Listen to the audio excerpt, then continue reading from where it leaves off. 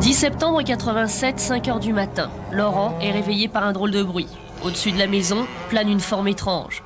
Écoutez ce qu'il a enregistré avec son petit magnétophone.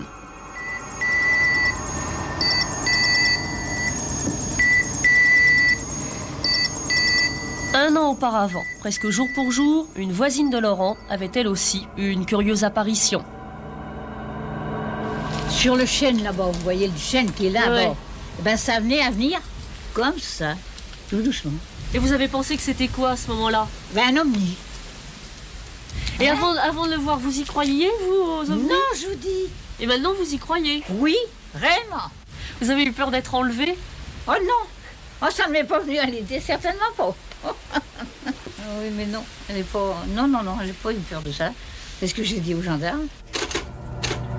Les deux témoins ont en effet fini par avertir les gendarmes, qui ont recueilli leur déposition, comme ils ont pour mission de le faire chaque fois que quelqu'un dit avoir vu un ovni.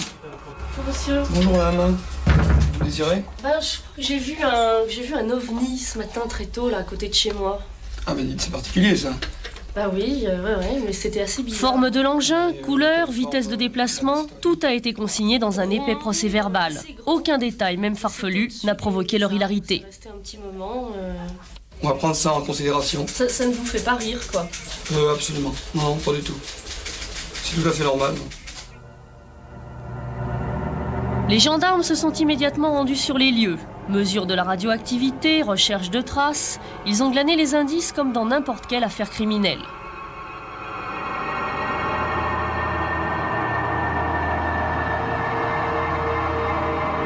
Voici le portrait robot de l'OVNI aperçu par Laurent, tel qu'il a été reconstitué par les gendarmes au cours de leur enquête. Alors comment faites-vous pour savoir ce que vous avez à faire dans ces cas-là? Alors, la gendarmerie dispose donc du memento du gendarme. Et dans ce petit livre, cet opuscule, nous avons donc la rubrique « Objets volants non identifiés ». Dites-moi, dans le memento du gendarme, là, il n'y a pas de rubrique humanoïde, extraterrestre. Alors si vous tombez sur quelqu'un comme ça, qu'est-ce que vous allez faire? Oui, c'est délicat votre question. Vous le faites souffler dans le ballon? Ouais, je ne pense pas. Je m'assure quand même de ce que c'est exactement. Si ça bouge, je vais quand même essayer de voir de plus près. Et ça vous fait pas peur, a priori? Un gendarme ne doit pas avoir peur. 12 jours plus tard, les chercheurs du GEPAN ont pris le relais des gendarmes. Le GEPAN, groupe d'études des phénomènes aérospatiaux non identifiés, qui dépend du CNES. 2 chercheurs sont venus prélever des échantillons analysés en ce moment même en laboratoire. Peut-être y détectera-t-on les effets éventuels du phénomène observé sur l'environnement.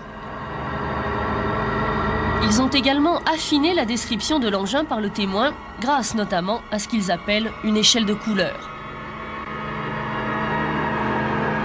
Depuis jeudi, les chercheurs du GEPAN ont entamé avec le petit Laurent une enquête qui durera plusieurs mois. Est-ce que vous flairez une grosse affaire, là, ou est-ce que c'est trop tôt pour le dire? Je crois que c'est trop tôt pour le dire. Et est-ce que vous la souhaitez, cette grosse affaire?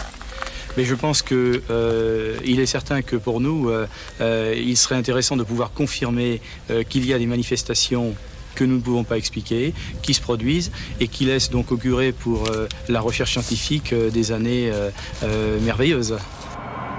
En 10 ans, le GEPAN a reçu 1660 procès-verbaux de gendarmerie.